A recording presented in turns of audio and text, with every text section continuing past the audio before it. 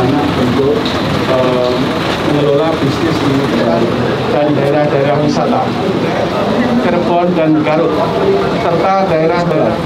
Kemudian 12 titik modular semacam unit motor seperti yang kita saksikan nanti di sana. Di mana di sini ada vaksinasi Jenderal? Mudik, memang belum sempat vaksinasi booster ya.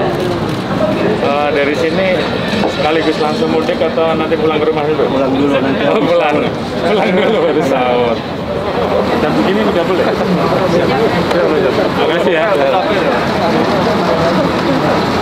Timur KM 57 yang terkoneksi dengan Command Center Polres Karawang. Kami akan, kalau memang itu tidak menolong juga, di Japek, Pak.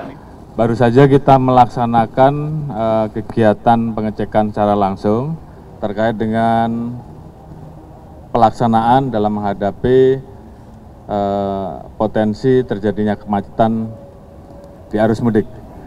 Sebagaimana arahan Bapak Presiden bahwa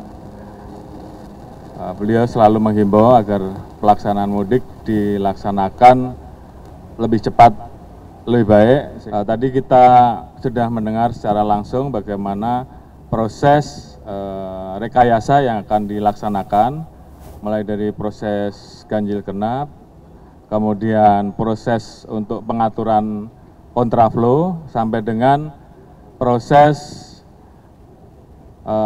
one way.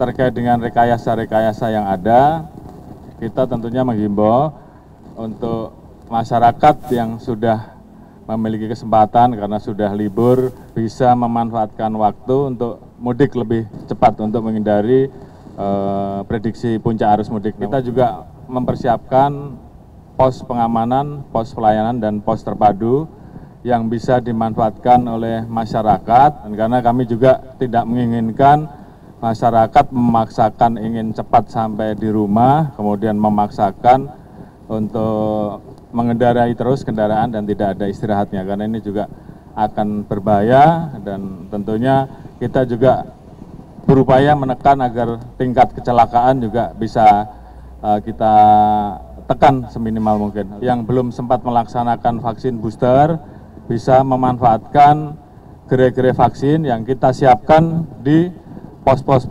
pelayanan. Kita harapkan mudik tahun ini betul-betul bisa kita wujudkan menjadi mudik yang sehat dan mudik yang nyaman.